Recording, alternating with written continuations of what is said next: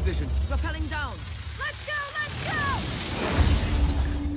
go! Experts in close quarters combat. Masters in seizing the tactical advantage. The most elite special forces from around the world. We are Rainbow. Ready and waiting! Jammer near! Shield up! Let's move it! Stay away from the wall! Door barricaded! Preparing breach charge! Go, go, go! Targets on the 4th floor. Charge is up! Fire in the hole! Follow me! We lost one. Only 4 of us left. Hostage secure! The rules of combat have changed. It's time to reactivate Rainbow.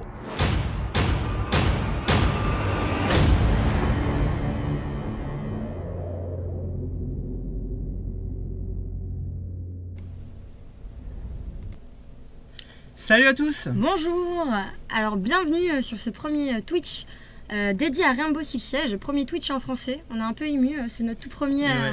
Alors déjà je vais nous présenter. Alors je m'appelle Camille, je suis community manager chez Ubisoft France et je suis accompagnée de Jérémy. Salut, donc je m'appelle Jérémy et je m'occupe de Rainbow à la filiale France d'Ubisoft. Alors Jérémy, tu ne t'occupes pas que de Rainbow, je crois que tu es aussi un ancien joueur e-sport. Effectivement, j'ai fait quelques compétitions sur Rainbow Six Vegas 1 et Vegas 2 dans ma jeunesse. Ouais, et je rajouterai aussi qu'il a commenté pas mal de matchs, vous le verrez tout à l'heure, c'est un expert, je lui laisserai pas mal la parole Tu vas me au faire moment rougir. des gameplays. Alors je vais aussi présenter les 2 autres membres qui sont avec nous aujourd'hui sur ce Twitch, que vous ne verrez pas mais qui sont derrière la caméra et qui sont ravis d'être avec nous. Le premier c'est monsieur Clément qui est à la régie. Je vous le présente brièvement, il est barbu, il a des lunettes. Vient ensuite Zora, la modératrice. Je crois que vous avez déjà commencé à chatter avec elle. Alors Zora, n'hésitez pas, elle est là pour répondre à toutes vos questions. Elle répondra en direct dès qu'elle le pourra. Mais aussi, en fait, juste pour vous expliquer, on est ensemble pour 1h30 à peu près. L'idée, c'est de faire 2 sessions de gameplay. On va vous présenter 2 maps, les 2 maps qui sont actuellement dispo dans l'alpha. Et entre ces 2 sessions, il y aura une phase de questions. Et c'est justement là où Zora pourra intervenir. Donc Zora nous transmettra toutes les questions les plus pertinentes ou les plus drôles. Donc n'hésitez pas. Avant de commencer, l'idéal ce serait de faire un petit récap du jeu pour ceux qui ne connaissent pas tout de Rainbow Six, ça arrive.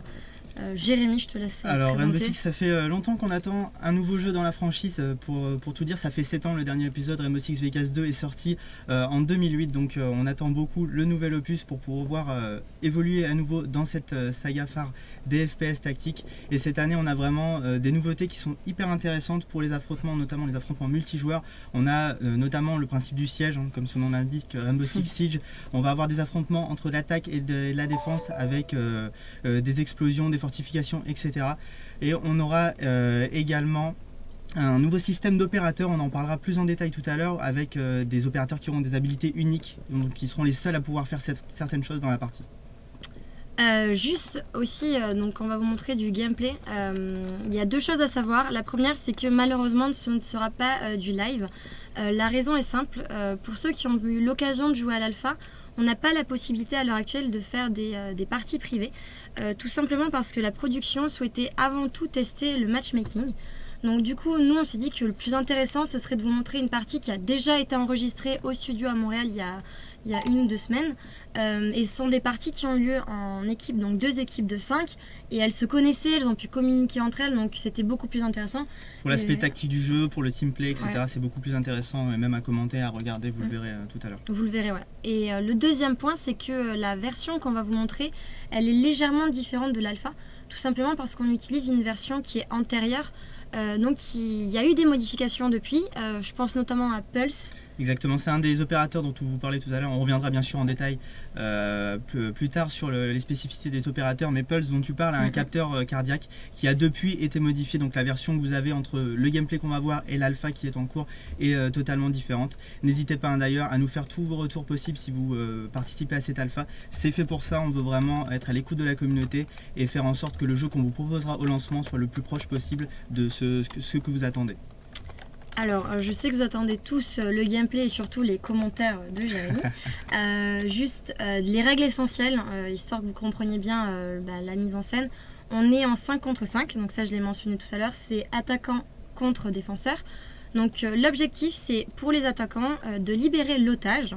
Donc 2 solutions pour ça, soit on sort l'otage de la maison, soit on tue les 5 défenseurs présents. A l'inverse, les défenseurs, leur objectif c'est d'empêcher l'extraction de l'otage ou de tuer tous les attaquants. Exactement. Et on alterne à chaque round pour donc jouer un round d'attaque, un round de défense et ainsi de suite pour garantir l'équité du jeu. Et le premier qui a 4 rounds est vainqueur de la partie, sachant qu'un round fait 3 minutes.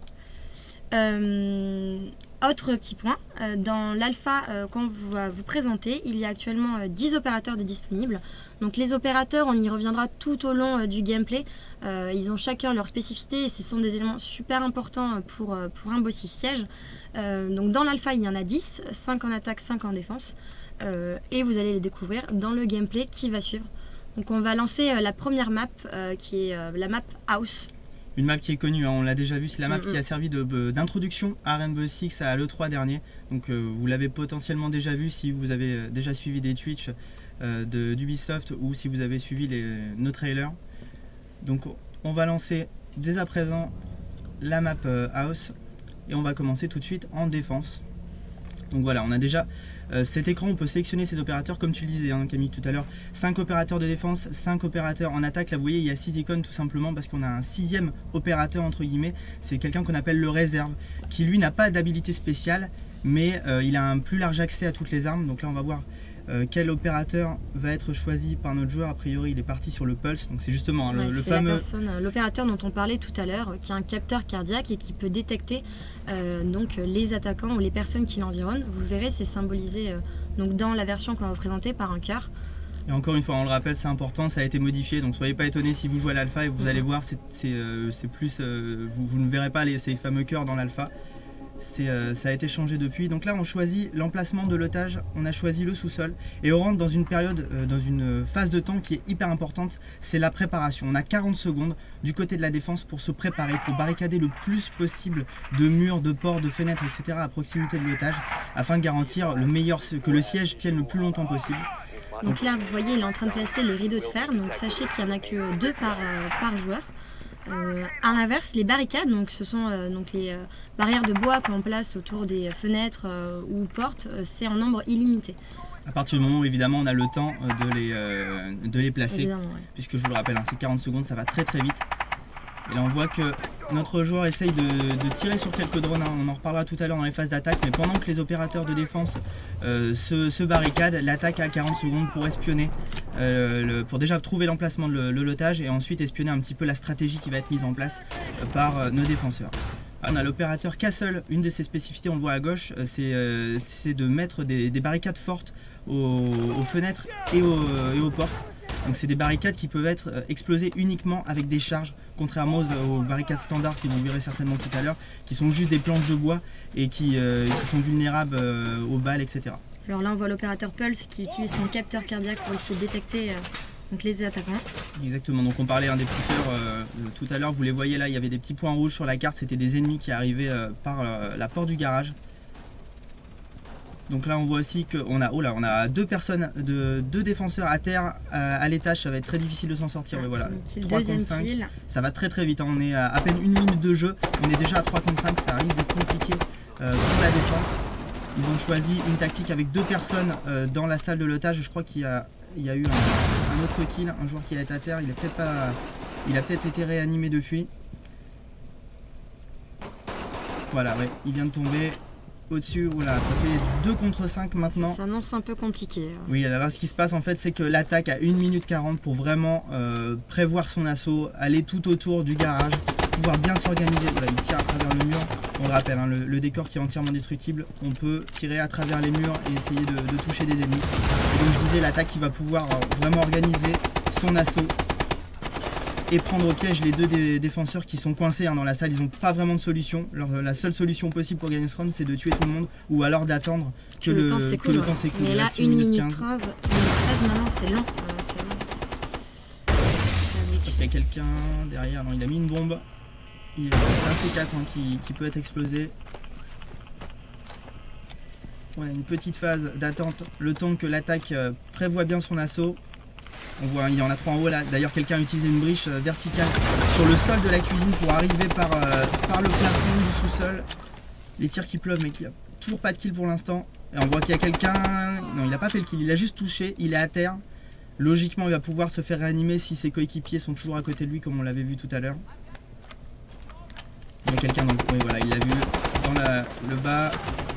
2 contre 4, il a réussi à faire un kill. Il y a quelqu'un dans les escaliers juste à côté de lui. Il faudrait peut-être le tenter pour essayer de ramener un peu plus d'équilibre dans l'équipe. Ils sont deux en fait. Ouais, c'est difficile, il a perdu de la vie, il est à 60%. Ça va être difficile pour lui. Ça va arriver dans tous les sens, alors qu'il reste 15 secondes, il faut se dépêcher. L'attaque qui avance dans la salle, il y a un dernier duel. Voilà, c'est gagné pour les attaquants. Ça fait donc 1-0 pour l'équipe d'attaque. On l'a vu, hein, ils ont vraiment pris leur temps pour essayer de préparer la meilleure attaque possible et d'arriver au dernier moment pour prendre au piège ces deux défenseurs qui étaient bloqués, qui n'avaient plus trop le choix. Bon, la première chose ici que vous avez pu voir avec ce premier round, c'est que les joueurs n'ont qu'une vie. Donc ça ajoute une très forte tension au jeu. Et donc on peut être aussi blessé. Si on est blessé, nos coéquipiers peuvent nous ranimer. Exactement. Mais on ne peut pas à aucun moment récupérer sa vie. Donc ça c'est vraiment un point majeur de Rainbow Six Siege. On l'avait vu tout à l'heure, le joueur qu'on suivait était descendu à 60% de vie, il ne la récupérera pas à la fin du round, donc même s'il descend à 5%, il va devoir faire avec jusqu'à la fin de la partie, ce qui est très handicapant, hein. Évidemment, si on se lance dans un duel en face à face au moment où on n'a on n'a plus que quelques points de vie, on n'a quasiment aucune chance de s'en sortir. Ouais. Donc là, on passe en attaque, on voit que l'équipe a choisi le spawn C qui est au sud de la maison, au niveau du jardin. Et ils vont donc partir sur cette fameuse phase de drone dont on parlait tout à l'heure. Ils vont essayer donc de trouver dans un premier temps l'otage et dans un second temps d'espionner un petit peu la stratégie mise en place, par la défense. Alors là on est dans la phase donc dès 40 secondes mais cette fois côté attaque et donc vous voyez que chaque joueur dispose d'un drone. Donc le drone, son objectif c'est d'identifier l'otage et une fois qu'on a identifié l'otage, c'est un gain de temps conséquent pour les attaquants puisque voilà, ils savent directement où aller, ils peuvent se concerter et réfléchir ensemble à quelle meilleure stratégie adopter. En sachant que la défense peut la jouer aussi intelligemment et faire en sorte de montrer des choses pendant cette phase de 40 secondes et ensuite changer de stratégie au dernier moment. Là on a un truc très intéressant, c'est un brouilleur qui a été placé par un opérateur de défense. Donc l'opérateur mute, c'est sa spécificité, il a un brouilleur qu'il peut poser où il veut dans la partie et il va brouiller toutes les communications et tous les gadgets électroniques de l'équipe adverse. Donc en l'occurrence les drones, mais aussi, et c'est beaucoup plus important, les charges murales, vous en verrez dans le gameplay, on peut poser des charges sur les murs et on les active avec une télécommande. Bien évidemment, avec un brouilleur à côté, la communication est perdue et on ne peut pas activer sa charge, donc ça peut nous permettre d'être sûr que quelqu'un ne breachera pas un mur. Là vous voyez les attaquants montent en rappel pour passer par-dessus. Oui, là on a des plateformes qui sont disposées tout autour de la maison, ça nous permet d'espionner un petit peu ce qui se passe à l'étage sans rentrer dans la maison directement et prendre trop de risques. Et donc là notre opérateur va passer par le rez-de-chaussée, il va entrer dans la salle de jeu, visiblement il n'y a pas grand monde, oui c'est clean. Alors qu'il y a déjà eu un kill. Hein. Ah, déjà un kill. Déjà un kill pour les défenseurs, on est en 4 contre 5. Et là vous voyez quelqu'un qui a envoyé un drone, un des attaquants, un des coéquipiers de notre joueur a envoyé un drone pour essayer d'aller espionner un petit peu la zone de l'otage et voir un petit peu comment sont placés les défenseurs après cette phase de préparation dont je vous parlais tout à l'heure, 4 contre 4 avec un kill à la grenade.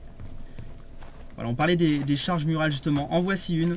Donc là il va visiblement exploser un mur pour pouvoir voir à travers un petit peu ce qui se passe du côté de la cuisine. Il y a quelqu'un d'ailleurs et là il tombe. Dommage, c'est bien essayé. Il tombe et d'ailleurs on voit sur la killcam qu'il a été tué par quelqu'un qui était juste à côté de l'otage, qui avait placé un bouclier. Et qui avait évidemment un champ assez libre pour viser le joueur. On est en 3 contre 4 maintenant, 1 minute 30 de jeu, il va falloir commencer à prendre une décision. On voit qu'il y a 2 joueurs à l'étage, un dernier qui regarde par la bridge de la cuisine. Il faut faire attention de ne pas prendre une balle. On sait que là les défenseurs ont un bon champ de vision. 3 contre 3. Maintenant, c'était un joueur qui était à terre visiblement, qui vient de mourir parce qu'il n'a pas été réanimé à temps. Allez, il y a un kill avec une breach d'un attaquant. On a 3 kills maintenant. On breach maintenant la porte de la cuisine. Il reste plus que 2 personnes en face, comme je le disais. Est-ce qu'on va réussir à les voir? Visiblement pas dans la cuisine pour l'instant. Il faudrait regarder le coin ou alors en face, peut-être directement à côté de l'étage. On a toujours 2 attaquants à l'étage. Hein. Ça serait bien qu'ils viennent aider leurs coéquipiers. Ils sont un petit peu esselés. Il y a quelqu'un en face. Ouh, super belle shot. Je crois qu'il est à terre. Il est pas en... Non, c'était pas un headshot. Il est à terre. Voilà, il vient de se finir tranquillement. Et le deuxième défenseur arrive. Il est juste à côté. 3 contre 1. Là, ça risque d'être très compliqué normalement. On devrait avoir un. Voilà. Égalisation donc de l'équipe attaquante. Un partout. Et on va voir la killcam de fin. Comme vous voyez, là, ils sont 3 contre 1. Il y avait vraiment très peu de chance de s'en sortir en face à face comme ça. Donc fin de ce round, un partout. Et comme on vous l'expliquait, on va pouvoir alterner et de nouveau passer en défense avec une sélection de l'opérateur. On peut s'attarder un petit peu sur les opérateurs, là, on en a 5, donc on a Rook qui permet de poser une valise de gilet pare-balles pour son équipe, donc ça permet évidemment d'avoir une meilleure santé.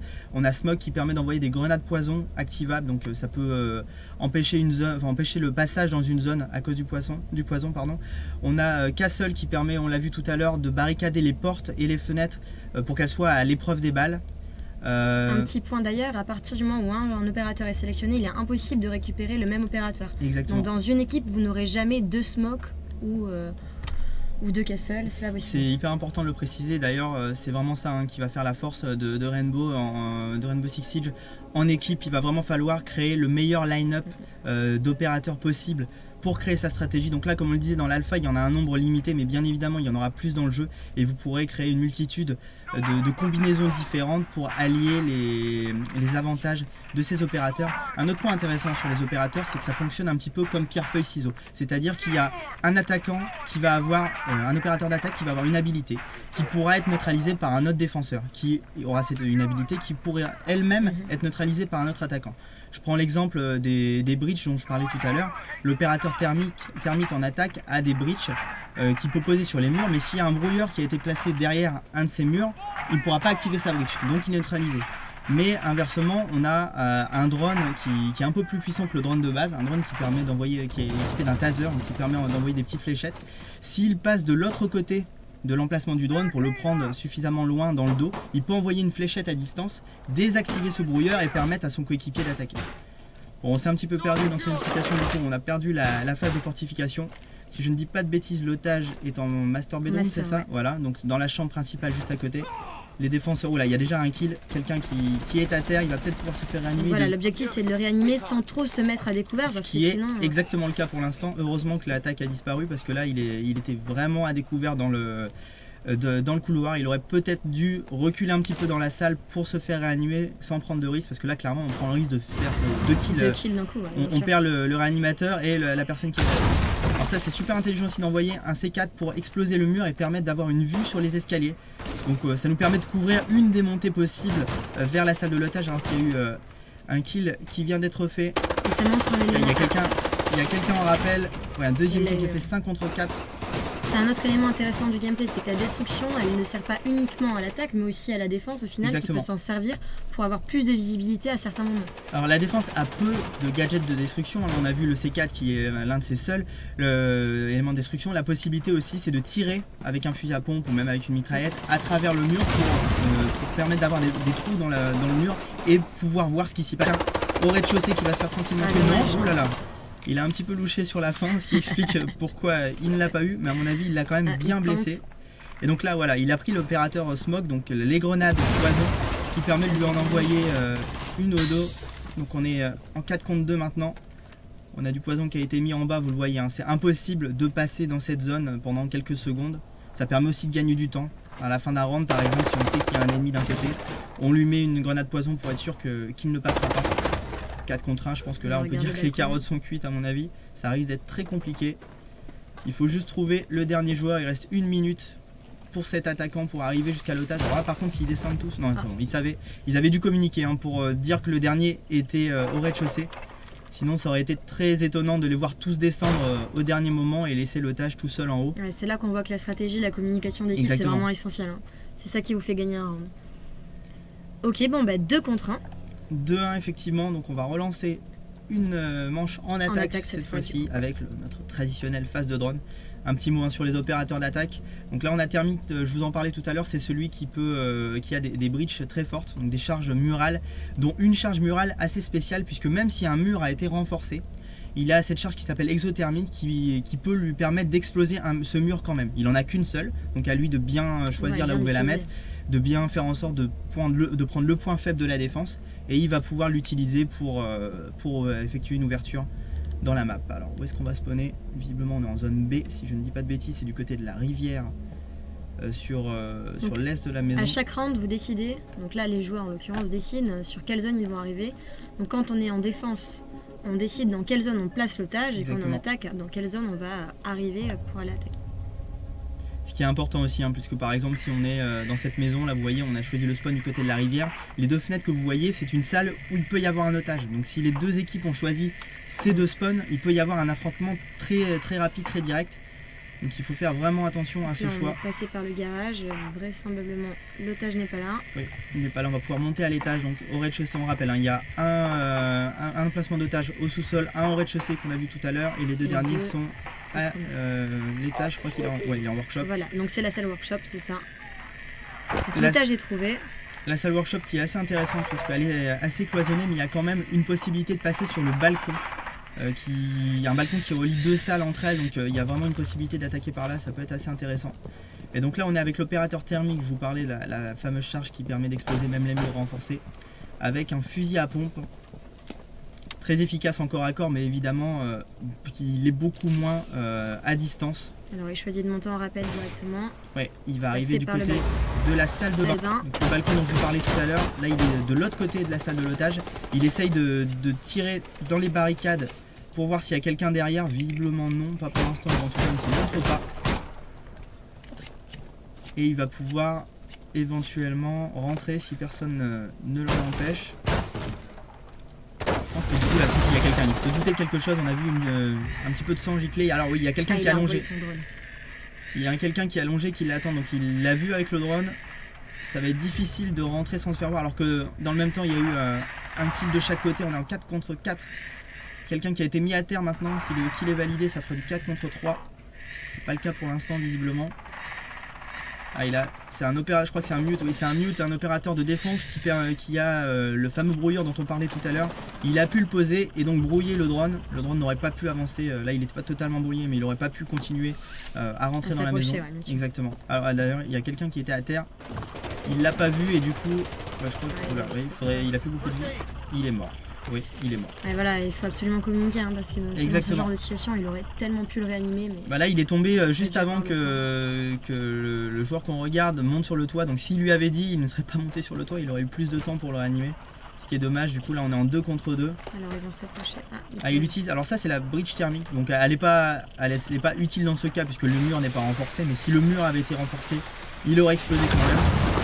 Là, il essaye d'ouvrir le mur pour avoir un champ de vision beaucoup plus global et avoir une vision sur le workshop. D'ailleurs, il va aller encore plus loin. Il va exploser le 2e mur à côté. Donc ça, ce n'est pas une charge thermique, c'est une charge normale. Et elle ne permettrait de rien faire s'il y avait eu un rideau de fer mis derrière ce mur, s'il avait été renforcé en quelque sorte. Donc 2 contre 1, on sait que l'otage est en workshop. Voilà le fameux balcon dont je vous parlais. La fenêtre qui est au bout est celle du workshop. Notre joueur qui décide de prendre un rappel, il va se diriger vers le toit du workshop, soit il va sauter, non il va prendre un rappel je pense.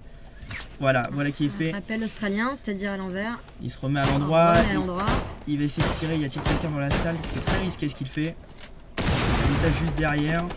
Oui, on n'a pas signalé d'ailleurs, mais si l'otage meurt, la partie est terminée. Il a tué quelqu'un mais il a touché l'otage, c'est hyper risqué ce qu'il a fait, je crois qu'il y a quelqu'un qui est encore là au moment où il rentre, s'il fait le kill c'est terminé, voilà qui est fait.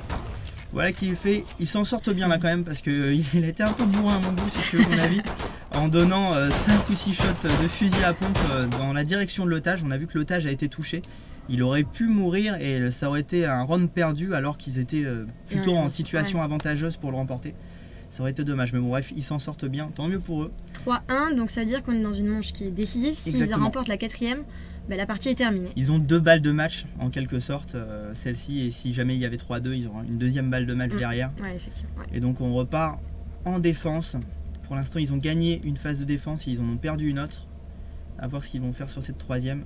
Donc là, juste pour ceux qui sont en train de nous rejoindre, éventuellement n'oubliez pas qu'après cette session de gameplay, il y aura une phase de questions.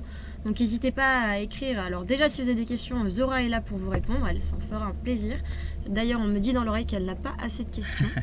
On sélectionnera les meilleures questions pour y répondre justement en live, pour que tout le monde puisse en profiter. Donc là on est reparti sur une phase de défense, comme je disais, si je ne dis pas de bêtises, le joueur a choisi un opérateur Rook qui permet de poser une mallette avec des gilets pare-balles, et donc ça permet à l'équipe d'avoir plus d'armure en quelque sorte. Là en l'occurrence il ne l'a pas posé, il préfère aller barricader la porte d'entrée du côté de la cuisine. Alors ces barricades qui sont illimitées, on vous le rappelle. Hein. Voilà. Donc on parlait tout à l'heure de l'opérateur Castle qui lui a 2 barricades imperméables aux balles. Elles servent à être placées dans les mêmes endroits que les barricades qu'on vient de voir. La différence c'est que sur les barricades qu'on vient de voir, quelques rafales de fusil ou même des coups de crosse font qu'elles vont être détruites. Alors que l'opérateur Castle permet d'avoir des barricades imperméables aux balles. Donc je parlais justement du sac avec les gilets pare-balles. Il vient d'être posé, il commence à se servir. La fin du round d'observation et on commence tout de suite le round de l'assaut, à la phase d'assaut. 3 minutes encore une fois. Donc là vous voyez il vient de poser un bouclier qui a un certain avantage, c'est qu'il a une protection très très forte. Exactement, mais c'est un bouclier qu'on peut pas, avec lequel on ne peut pas avancer. Là vous voyez il a changé de place. Ça peut être un risque aussi si quelqu'un arrive. Je crois qu'il y a une flash qui vient d'être envoyée, voilà. Et donc, du coup on sait qu'il y a des attaquants qui arrivent par cette entrée. 4 contre 5, il y a eu un kill d'un attaquant de l'autre côté de la map. On a un de ses coéquipiers qui essaye de voir ce qui se passe. Rien pour l'instant. Là vous avez vu il a fait un petit trou dans le mur juste devant lui. Ça peut lui permettre éventuellement de jeter un œil à l'entrée de la maison et voir si quelqu'un arrive par là ou pas. D'ailleurs je crois qu'il y a un bouclier. J'ai pas dit de bêtises. Un bouclier de l'attaque. Je n'ai pas vu. Ouais, voilà. Effectivement, ouais, bien sûr. Un bouclier de l'attaque. Alors c'est une arme qui est possible pour le rookie de l'équipe. Oula, avec le duel c'est un peu risqué. C'est une arme qui est possible pour le rookie de l'équipe, un opérateur qui n'a pas d'habilité spéciale, mais il peut avoir un bouclier qui lui permet donc d'avancer avec un gun, et il a une protection supplémentaire. C'est très compliqué de le tuer en face à face, il vaut mieux attendre et essayer de le contourner ou d'envoyer un coéquipier. Là il tente quand même le duel, il se prend des balles, il est descendu à 38% de vie. On le rappelle, il ne va pas récupérer sa vie alors qu'un de ses coéquipiers vient de faire un kill. On est en 3 contre 4 si je ne dis pas de bêtises. 1 minute 30, on est à la moitié de ce round de défense. Et là ils font bien d'attendre un petit peu alors que le bouclier rush il faut le tirer dans les pieds, voilà c'est ce que j'allais dire. Ouais. Là, il s'est mis à accroupi, ça va être plus difficile. 38% de vie toujours, il faut pas faire n'importe quoi. Clairement ouais 22%. Tenter un bouclier en face à face c'est quand même super risqué. 1%. Oula. Bon là il faut qu'il y aille en mode warrior. Soit il sort, est-ce qu'il va faire le kill? Oula. Oui il le fait. Oh. Un poil chanceux si tu veux mon avis, mais il s'en sort bien, c'est le principal pour lui. Alors là par contre il y a quelqu'un d'ailleurs qui est à terre, un de ses coéquipiers. Ça s'appelle le skill. J'ai un doute quand même. Il y a un de ses coéquipiers, voilà, il tombe, il y a un de ses coéquipiers qui est à terre en haut. Donc clairement il aurait plutôt dû se mettre à couvert, ne pas trop tenter. Bien battu. Il s'est bien battu ouais, mais quand on a un point de vie il vaut mieux se mettre à couvert, ne pas trop tenter, puisqu'on prend des risques en face à face. Si on prend une balle c'est terminé, même si c'est une balle dans le pied ou quoi que ce soit. Donc là on tombe sur le mode spectateur une fois qu'on est mort évidemment. On a accès aux caméras de la maison. C'est très important aussi parce que même si on est mort et qu'on n'a plus d'influence sur la partie, on peut quand même communiquer avec ses coéquipiers, leur donner des informations sur l'arrivée des attaquants, etc. On est loin d'être inactif effectivement. Exactement. C'est super important de pouvoir dire aux autres ce qui se passe, par où les attaquants vont arriver. C'est vraiment essentiel. Si les caméras n'ont pas été détruites, évidemment c'est ce qui est aussi une possibilité une fois qu'elles sont identifiées par les attaquants. Généralement oui, quand je joue, moi l'une des premières choses que je fais c'est d'essayer justement d'exploser ces caméras. Parce que tu n'es pas très certain. Non mais on explose ces caméras, du coup on est sûr de ne pas avoir de problème avec la vision de l'ennemi. Là l'otage a été pris si je dis pas de bêtises. Alors on voit que quand l'otage est pris, le chrono que vous voyez en haut au centre de votre écran se fige. Et tant que l'otage est en vie, le match continue alors que oui, je crois qu'il a tué l'otage. Oui, voilà. Une fois que l'otage est pris, évidemment l'attaquant le met devant lui, donc c'est un risque quand on l'attaque de tirer sur l'otage, de le tuer et de perdre le run. C'est ce qui vient de se passer. Et si je dis pas de bêtises, on a 3-2. Ouais voilà, 3-2. Bon, il leur reste quand même encore une chance de gagner la partie. Hein. Et sinon, on ira en prolongation. On a encore une balle de match. À partir du moment où il y a 3-3, on part en prolongation. Il faut arriver au moins à 2 manches d'écart. Donc, okay. Pour arriver à 5-3 par exemple. Et on repasse sur une phase d'attaque avec un choix d'opérateur. Donc Thermite dont on a déjà parlé, on a également Ash qui est un lance-grenade en fait. On lance la grenade et on l'active ensuite. Ça permet d'éviter de tirer n'importe où pour essayer de faire des kills sur les joueurs. On a également Sledge qui est armé d'une massue qui lui permet d'ouvrir, par exemple quand il y a eu des renforcements sur les portes ou les fenêtres, en un seul coup de massue il peut l'ouvrir. Et on a également Thatcher qui a des grenades IEM à impulsion électromagnétique qui permettent de désactiver l'électronique à distance. Et le dernier c'est Twitch qui a un deuxième drone, donc qui est différent du drone qu'on utilise en phase de préparation. C'est un drone qui est équipé d'un genre de taser qui permet d'envoyer des fléchettes et soit d'immobiliser pendant quelques secondes un attaquant, soit même de neutraliser un brouilleur qui serait mis au sol ou un piège, etc. Alors, nouvelle phase de drone, donc pareil, comme on vous l'a dit, l'idée c'est d'identifier l'otage. Un petit point sur les drones, c'est qu'ils peuvent aller absolument partout. Enfin, même quand un joueur me pose une barricade, il y a un tout petit espace dessous qui permet au drone de pouvoir passer. Donc à aucun moment le drone ne sera bloqué pour aller donc dans les différents endroits de la maison. Exactement, donc là on voit qu'il n'y a personne au sous-sol, personne au rez-de-chaussée. Là on voit un opérateur de défense qui vient de poser une bombe, si je ne dis pas de bêtises. Un C4 sur l'entrée de la maison. Je pense qu'il enfin c'est même sûr, l'otage est en haut mais on ne sait pas encore s'il est master bedroom, s'il est master bedroom. Il y a un brouilleur qui empêche le drone d'aller plus loin. Il est vraisemblablement en haut quand même. Oui, d'ailleurs il est indiqué là sur l'écran, on le voit. On a la petite icône qui indique que l'otage est en master bedroom. Et on va tranquillement contourner la maison, arriver là sur le balcon que vous voyez, c'est le balcon qui donne directement sur les deux chambres, la master et la kids bedroom. On rappelle l'otage est en master bedroom, donc ça peut être intéressant de passer par là pour essayer d'avoir une vue à partir de la fenêtre ou alors rentrer directement au rez-de-chaussée, c'est ce qu'il choisit de faire. Personne. Il n'y a personne visiblement, c'est important aussi hein, de vérifier le rez-de-chaussée et même, je dirais même le sous-sol. Une des tactiques que j'aime bien faire quand je suis en défense, c'est d'aller complètement à l'opposé de là où est l'otage, d'attendre quelques minutes, enfin pas quelques minutes parce que le drone ne dure que quelques minutes, mais d'attendre une trentaine de secondes pour ensuite me montrer au moment où les attaquants sont entrés dans la maison et comme ça on les contourne. On arrive dans leur dos et c'est très facile de faire des kills. Évidemment, puisqu'ils ne regardent pas 5 contre 4 avec ce premier kill effectué par l'attaque. On voit qu'il y a eu un trou dans le mur de la salle de bain, il y a sûrement quelqu'un. Il a lancé, à mon avis, il voulait utiliser sa charge. C'est le mauvais bouton, voilà. Il va mettre quand même sa charge, il va pouvoir se reculer alors qu'un kill vient d'être fait. Il a tué son coéquipier avec la charge, mais il a tué finalement quelqu'un qui était dans la salle de bain. On est en 4 contre 2 si je ne dis pas de bêtises, voilà, 4 contre 2. S'ils arrivent bien à boucher toutes les entrées et à progresser doucement, ils pourraient s'en sortir. Deux personnes qui à mon avis sont à l'intérieur de la salle avec l'otage. On voit qu'à droite la porte a été barricadée. Je crois qu'il y a un team kill. Oui, ok, en fait là un de ses coéquipiers vient de mettre à terre l'otage. L'otage qui est blessé, il ne faut surtout pas qu'il meure sinon ils vont perdre la partie. Donc ils doivent vraiment se dépêcher. Et il y a deux défenseurs qui sont allongés dans le coin. Est-ce qu'il va faire le premier kill? Non. Il y en a un qui est à terre si je ne dis pas de bêtises.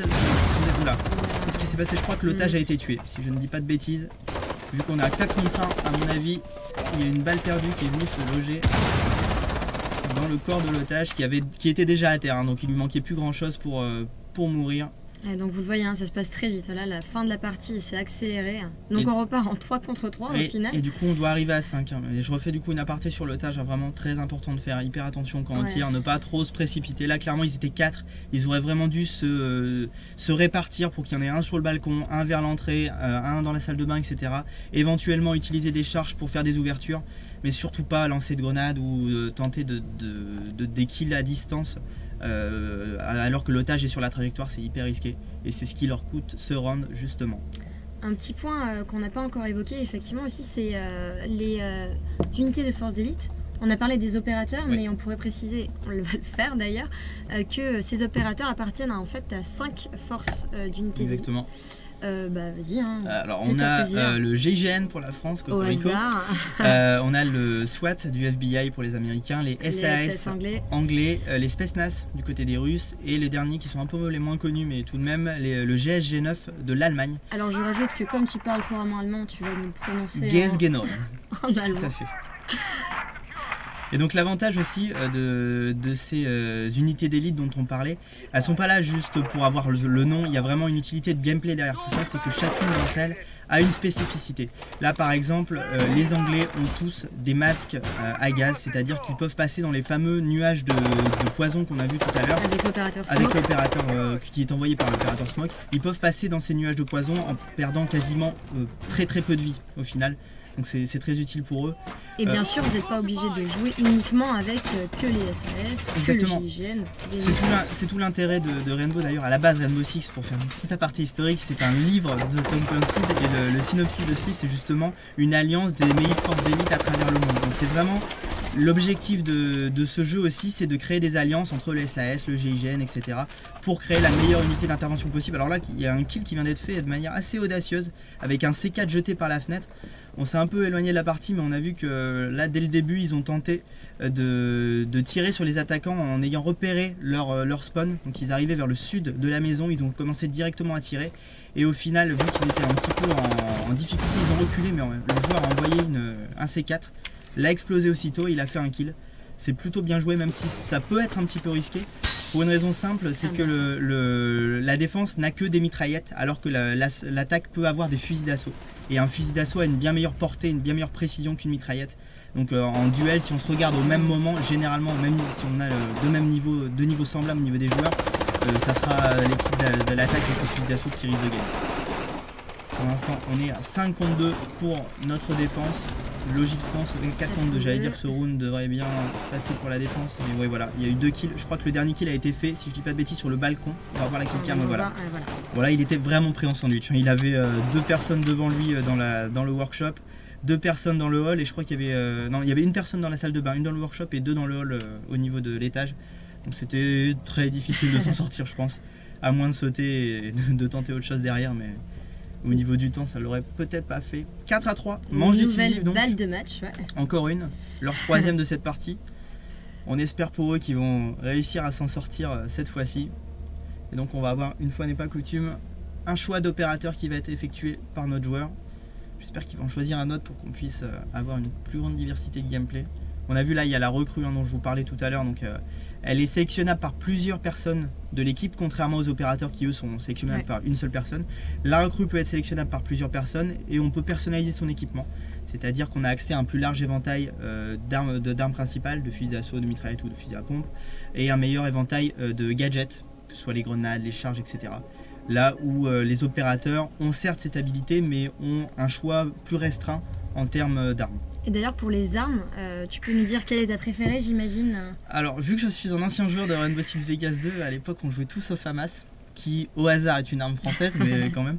Et du coup j'aime beaucoup utiliser cette arme également dans Rainbow Six Siege. C'est un fusil d'assaut que je trouve très utile aussi bien en corps à corps. Et donc le FAMAS, il y a uniquement le rookie qui l'a? Il y a le rookie, il y a aussi un opérateur d'attaque qui est Twitch qui l'a. Donc c'est celui qui a le drone avec les fléchettes incapacitantes. Donc c'est... ça peut être utile. Alors là, je crois qu'ils font une pause. Donc il a un peu peur de rentrer dans la maison. Ouais. Et donc, à mon avis, c'est au sous-sol. Il reste 5 secondes. Je pense pas que ce soit utile d'aller en haut vu que la barricade était sur le... On tente, hein, on sait jamais. Bon. Un gros bluff, mais non, j'y crois pas trop. Effectivement. Donc là, on n'a pas repéré l'otage. À mon avis, il est au sous-sol. Ça semblerait logique, à moins qu'il soit peut-être au rez-de-chaussée, mais j'ai un peu plus de doutes.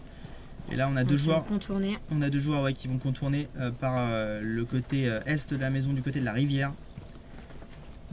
Et essayer de rentrer directement.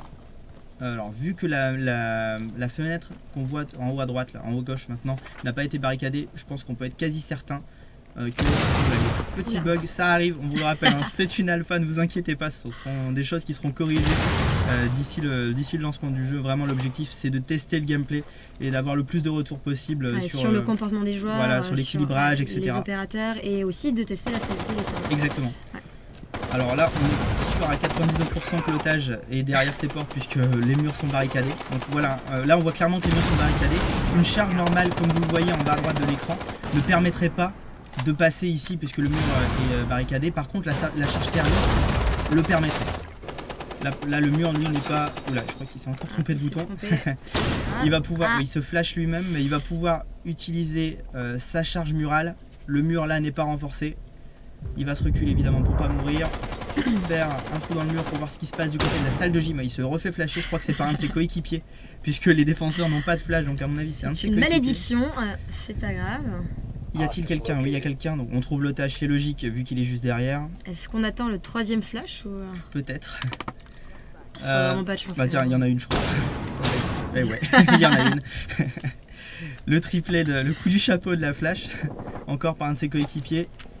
Il va peut-être pouvoir rentrer. Il y a quelqu'un à terre. Non, il était à terre. Il pouvait pas jouer. Alors qu'il y a 2 de ses coéquipiers qui sont à terre qui vont peut-être pouvoir être relevés. Non. Je pense qu'il s'en fout. Il veut juste exploser le mur et y aller. Ah, mais il leur en veut pour les flashs. Je trouve ça possible. C'est possible. Il y a encore 2 attaquants, 2 défenseurs en face. Il y en a un qui vient de mourir et le dernier est peut-être dans la salle de l'otage. Bref, coup d'œil, visiblement. Non, il est pas là. 53 secondes. Alors là, s'ils sont pas là, clairement, faut prendre l'otage et s'en aller. Hein. En plus, oui, l'otage est tout seul. Et le garage est ouvert, donc je pense que là, avec une couverture à l'arrière, je pense qu'on se dirige tranquillement vers la victoire de l'équipe. Faudrait peut-être courir pour aller, voilà, pour aller un peu plus vite. Et je pense que c'est fait. Voilà, victoire sur cette première map, 5-3. Donc voilà qui clôt cette première map. N'hésitez pas encore, hein, on a des questions. Vous pouvez poser des questions, on va faire une petite séquence de questions-réponses juste après cette map. Posez-nous un maximum de questions, on est là pour y répondre. Bon, on espère que ça vous a plu.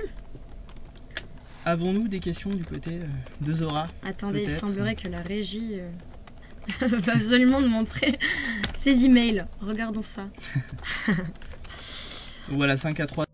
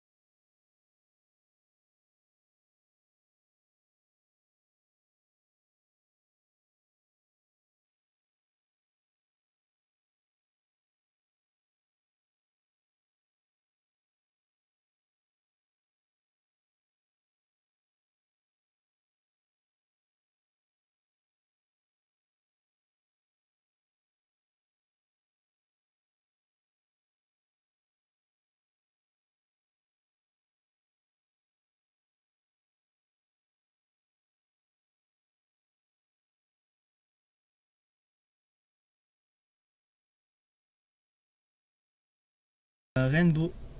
Alors, on a des questions. On avait un petit problème de son. Nous voilà de retour. On refait.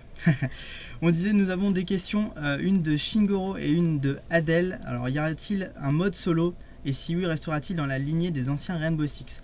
Ce qui est important de savoir sur Rainbow Six Siege, je vous l'avez vu, je pense, lorsque le jeu a été annoncé à l'E3 dernier, c'est qu'on a fait un vrai focus sur le multijoueur. Pour ce jeu, donc vraiment c'est l'ADN du jeu. On peut pas en dire davantage pour le moment, mais vous savez que généralement les expériences de solo, de campagne solo et de chasse aux terroristes, pardon, comme s'appelait le mode à l'époque, sont au cœur du jeu, donc attendez-vous à avoir plus d'infos très prochainement. Très prochainement. Alors, autre question sur la bêta. Quand est-ce qu'elle arrive? Comment s'inscrire? Et sur quelle plateforme? Je vais essayer de répondre. Alors, quand arrive-t-elle? On n'en sait rien. Bientôt. Non, bientôt. Pour le moment, on n'a pas d'informations sur la bêta. Pour s'inscrire, vous pouvez aller... alors, il y a 2 moyens, en fait. Soit, si vous précommandez, vous avez un accès garanti à la bêta. Donc, tout ça, c'est sur le site de Rainbow Six. Et vous avez également une autre page. Vous pouvez vous inscrire aussi juste dans une waiting list. Et donc, si vous êtes sélectionné, vous serez recontacté. Sur quelle plateforme? Toutes les plateformes sur lesquelles sortira le jeu, c'est-à-dire sur Xbox One, PS4 et PC.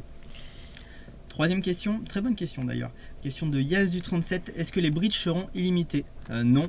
On a donc évidemment des maps qui sont fortement destructibles. Pas tous les murs, il y a des murs porteurs par exemple. Il y a des différences de texture. Des murs en briques par exemple ne seront pas breachables, c'est-à-dire les murs de l'extérieur de la maison par exemple, ce qui est aussi intéressant. À l'intérieur, il y a beaucoup plus de possibilités de breach. Les breaches, pour répondre à ta question, ne sont pas illimités. Certains opérateurs seulement en ont, certains opérateurs d'attaque même d'ailleurs uniquement en ont. Ça peut être 3 breaches pour un opérateur. Le thermite en aura une en plus, qui est cette fameuse charge thermique qu'on a vu dans le gameplay, qui permet d'exploser même les murs renforcés. Mais non, pas d'inquiétude, ce ne sera pas un bazar incroyable au sein de la map. Ça reste limité pour offrir des possibilités à l'attaque d'atteindre l'objectif sans toutefois détruire complètement la map et que ce soit injouable. Alors, autre question de Neo7 Twitch.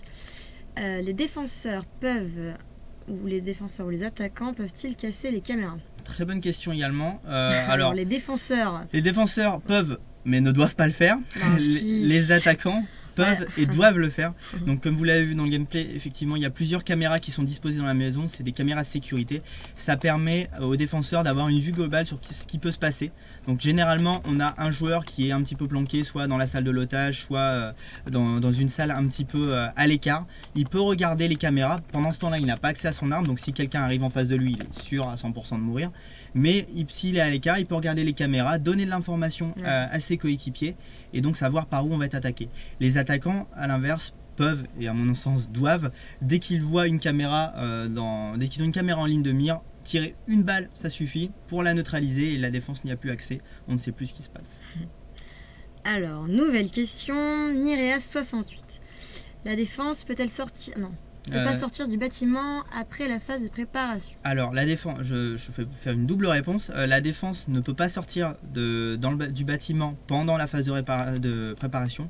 Elle peut sortir dans le round de 3 minutes. Par contre, à l'heure actuelle dans l'alpha, on est spoté, c'est-à-dire qu'on a un point rouge. Quand on sort de la maison, le défenseur a un point rouge sur lui, les ennemis vont savoir où il est. Le but du jeu, c'est évidemment de rester le plus possible dans la maison et de permettre vraiment d'avoir des affrontements directs et de boucher les entrées de la maison. Question de Legacy Skyline et de OT02. Y aura-t-il une personnalisation des armes et du personnage? Alors, pour le personnage, je peux répondre. À l'heure actuelle, en fait, en gros, le point fort de Rainbow Six Siege, ce sont ses opérateurs. Un des points forts en tout cas. Et du coup, ces opérateurs-là, ils ont déjà des spécificités. Ils sont déjà, donc ils ont un look différent, ils ont une voix différente, ils ont un nom différent. Donc il y a déjà une personnalisation qui est faite et on ne pourra pas modifier. Pour les armes, on n'a pas d'infos pour l'instant, mais sachez que dans la ligne, généralement dans Rainbow Six, il y a toujours des possibilités de personnalisation des armes, donc on aura plus d'informations plus tard, mais pour l'instant pour Siege, on n'a pas d'infos à ce niveau-là. D'autres questions, plusieurs personnes qui ont posé cette question, y aura-t-il des grenades fumigènes? Oui, c'est un opérateur de défense qui s'appelle Smoke qui veut dire fumée d'ailleurs en anglais, qui, comme son nom l'indique, va pouvoir avoir deux types de grenades. Les grenades poison, comme on a déjà vu dans la phase de gameplay, il a également des grenades fumigènes qui vont lui permettre de brouiller une certaine partie de la carte avec de la fumée noire et ainsi pouvoir attendre les ennemis à la sortie de cette fumée si toutefois ils essayent de s'y aventurer. Alors, quand sortira le jeu? demain. J'imagine que vous êtes plusieurs à avoir posé la question. Tout ce que l'on sait pour le moment, c'est que le jeu sortira en 2015, en automne 2015. Ce sont toutes les informations qu'on peut vous communiquer pour l'instant, tout simplement parce que nous n'avons pas l'information. Une édition collector. Y a-t-il une édition collector? Question posée par plusieurs personnes également. Oui, il y a une édition collector que vous pouvez avoir plus d'informations sur le site internet rainbowsix.com. Vous pouvez également voir une petite image à la fin du trailer, le trailer des opérateurs qui est sorti il y a une quinzaine de jours maintenant. Vous avez un petit visuel de cette édition collector. On vous incite à revoir si qui, à vous mon ne sens, l'avez est pas très vu. belle. Oui, il y a un guide tactique à l'intérieur qui va vous permettre d'avoir toutes les informations sur toutes les cartes, tous les opérateurs, toutes les unités d'élite. Donc ça permet vraiment, avec le schéma des cartes, etc., de vous préparer le plus possible à l'assaut dans le jeu. Autre question. Pourrons-nous jouer avec nos amis dans la version finale? Oui, évidemment, vous pouvez et je vous encourage vraiment à le faire. Par expérience, nous, ça fait un petit moment qu'on a le jeu dans la version alpha. On a fait pas mal de parties chez Ubisoft. Je tiens à préciser que vous avez à mes côtés un vainqueur du tournoi interne Ubisoft Europe. Il n'ose pas trop l'avouer, mais... Oui, voilà. non, mais vraiment, l'intérêt, c'est vraiment de jouer avec ses amis. Le jeu prend une autre dimension. Il est déjà fun même quand on joue seul, mais il est encore plus fun quand on joue avec ses coéquipiers. Ouais, bien sûr. Clairement, nous, quand on jouait entre nous, on passait presque plus de temps à débriefer le match avec nos coéquipiers et nos adversaires. En gros, est-ce que tu as breaché à tel endroit, pourquoi tu as fait ça, tu m'as eu là, j'ai pas compris, qu'est-ce qui s'est passé. Et du coup, ça ajoute vraiment une plus-value au jeu. Et pendant le gameplay, évidemment, quand on a la possibilité de communiquer avec ses partenaires, quand on est en attaque, on pose deux breaches à deux endroits différents, on a quelqu'un qui va contourner, on fait sauter les breaches en même temps, on attaque en même temps, c'est quand même, faut l'avouer, assez kiffant. Voilà, donc juste pour vous rappeler, là ça n'est pas présent, cette possibilité-là n'est pas offerte dans l'alpha parce que la production souhaitait se focaliser sur le matchmaking. C'est prévu dans les prochaines phases de test. Donc ne vous inquiétez pas, ça y sera et évidemment ça y sera dans la version finale. Évidemment, c'est un des points forts de Rainbow Six, ça a toujours été le cas, vraiment la coordination d'équipe, le teamplay, ouais. etc. Ça sera évidemment prévu pour Siege. et on aura l'occasion de le tester plus tard comme tu le disais. Je te propose de passer peut-être à la prochaine map. On change de map, ouais. Si vous avez encore des questions, n'hésitez pas, hein, on répondra, on fera une deuxième phase comme celle qu'on vient de faire à la fin du Twitch, après la map de l'avion, une map que vous n'avez peut-être pas vue déjà si vous n'avez pas accès à l'alpha fermée. Donc n'hésitez pas à poser des questions sur l'avion ou même sur Rainbow Six Siege en général, on y répondra tout à l'heure. Et donc je vous propose de lancer tout de suite cette deuxième map. C'est la deuxième qui est proposée dans l'alpha. Ouais, et on a une petite vidéo introductive qui va vous permettre de voir un petit peu comment comment se passe cette map. Donc la map de l'avion, c'est un avion hyper large, hein, c'est pas un petit avion de tourisme, il y a 3 étages, c'est un avion présidentiel, donc on a vraiment plein de possibilités sur ces 3 niveaux. On a également des possibilités de bridge que vous voyez s'afficher en jaune sur votre écran, c'est-à-dire on peut bridger du sol au plafond, ou du plafond au sol, inversement, pour pouvoir avoir une certaine verticalité dans la carte et pouvoir attaquer par le toit en fait. Alors vous voyez, là on a une carte vraiment différente de la maison de tout à l'heure. C'est très allongé, donc le gameplay va être vraiment différent, les tactiques vont être différentes. Juste pour rappeler les possibilités, donc on aura aussi 4 endroits dans lesquels on peut trouver l'otage. Exactement, alors un endroit dans le cargo, c'est-à-dire au niveau inférieur, un peu c'est une genre de soute à bagages, et 3 endroits, ce qui est indiqué en main sur la carte, c'est-à-dire le niveau intermédiaire de l'avion. On a donc un plutôt à l'extrémité avant, l'autre à l'extrémité arrière de l'avion et un au milieu dans une salle de réunion, on va dire, puisque on le rappelle c'est un avion présidentiel, donc avec beaucoup de salles. Bon, je vous propose de lancer le gameplay maintenant. Donc on retrouve les 2 mêmes équipes que sur la map house. On va voir, donc on suit la même équipe, le même joueur que tout à l'heure. On va voir si l'équipe adverse peut prendre sa revanche sur cette deuxième map. Et on commence encore une fois en défense, avec toujours les mêmes opérateurs. Alors pour ceux qui viennent de nous rejoindre, à chaque round, donc le principe, on est en 5 contre 5, attaquant contre défenseur. L'idée c'est de récupérer l'otage. Quand on est attaquant, donc soit on arrive à sortir l'otage, en l'occurrence de l'avion, soit on tue tous les défenseurs. A l'inverse, quand on est défenseur, l'objectif c'est d'empêcher l'extraction d'otages, soit en laissant le temps s'écouler, donc c'est 3 minutes, exactement. Soit en tuant tous les attaquants. Donc on a la première phase donc de choix, on a eu la sélection de l'opérateur, je t'avoue que j'ai pas... Alors il a pris Smoke, on le voit d'ailleurs, ce qui est aussi intéressant, quand vous regardez en haut au centre de l'écran, vous avez le timer évidemment, mais aussi les icônes des opérateurs qui ont été choisis. Donc nous on est l'opérateur tout à droite qui a Smoke, on voit les opérateurs qui ont été choisis par ses coéquipiers. Et encore plus intéressant maintenant, à droite vous voyez, une fois que votre sélection est faite, les opérateurs qui ont été choisis par la défense, donc par l'attaque pardon. Donc ça peut vous donner un petit avant-goût de ce qu'ils peuvent préparer comme stratégie. Et quelles sont les spécificités des opérateurs en face. Vous savez qui vous avez en face, donc vous ne savez pas exactement ce qu'ils vont faire, mais vous savez ce qu'ils peuvent potentiellement faire. Donc à vous de vous organiser parmi la multitude de choix qui s'offrent à eux. On parlait des caméras tout à l'heure, on a eu un petit aperçu. Bon, ça ne sert pas à grand chose de l'utiliser dans le round d'observation puisqu'il n'y a aucun ennemi sur la carte pour l'instant, à part les drones. Mais ça peut être très utile une fois que l'assaut est lancé. Alors l'otage, on l'a dit, est placé du côté du milieu de l'avion. Voilà, juste à la gauche ici. La fin du round d'observation est arrivée. On décide tout de suite, voilà, le joueur décide de monter directement au niveau supérieur de l'avion, on le rappelle, hein, il y a 3 niveaux. L'otage est au niveau du milieu. Et notre joueur décide d'aller à l'étage, alors que ses 4 coéquipiers sont au même niveau que l'otage. Ça peut être intéressant ici hein, pour empêcher les joueurs adverses de breacher depuis l'étage supérieur. Et alors, aussi important, vous avez vu hein, dans la map de la maison, généralement en 30 secondes on avait un premier assaut. C'est un peu moins le cas dans la map de l'avion, comme tu le disais tout à l'heure, Camille. Oula, il y a un premier affrontement qui se fait, non il l'a blessé mais il l'a pas eu. Je disais oui, donc l'avion est beaucoup plus en longueur, donc c'est beaucoup plus difficile d'arriver sur le point de l'otage assez rapidement.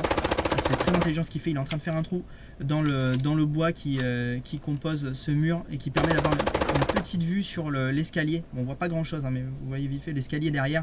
Si quelqu'un montait à ce moment là on le verrait. Et ça permettrait de pouvoir le tuer dans le dos tranquillement.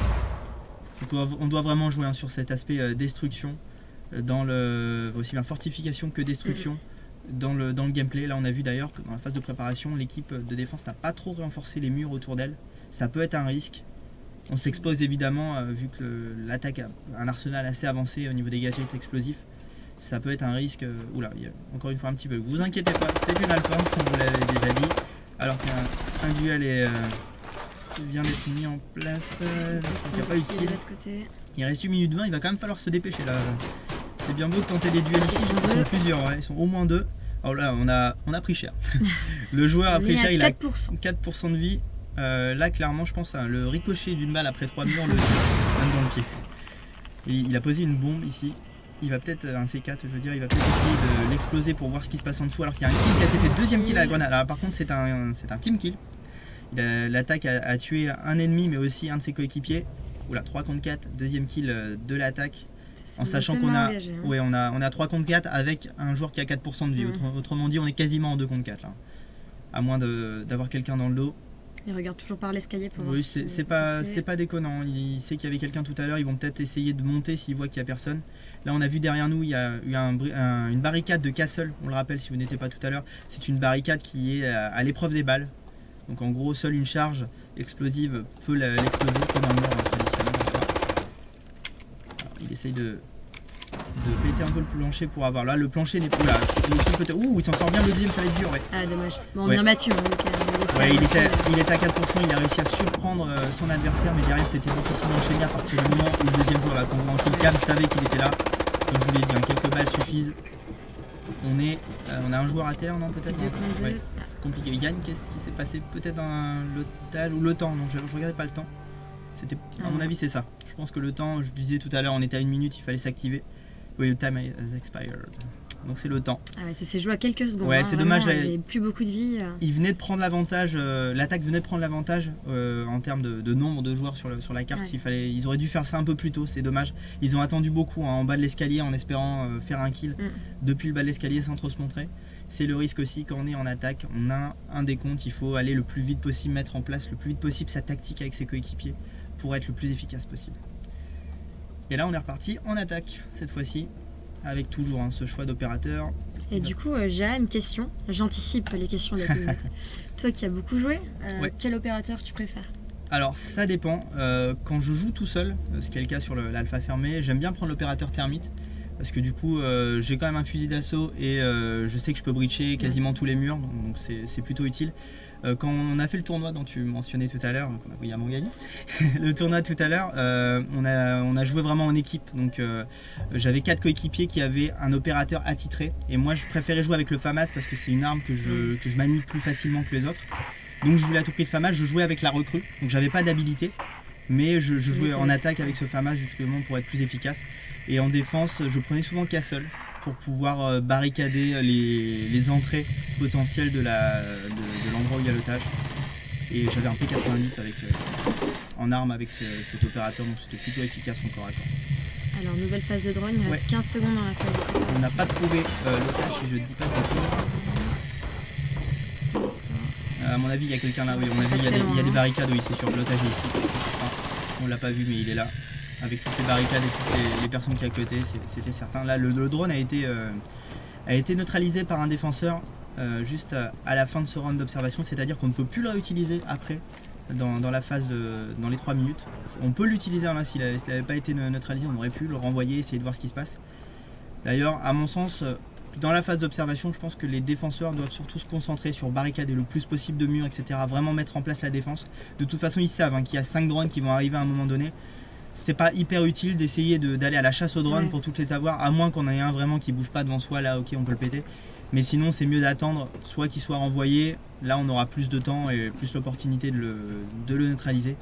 Si vraiment on est en train de se barricader, autant aller au bout de son siège, au bout de sa phase de fortification.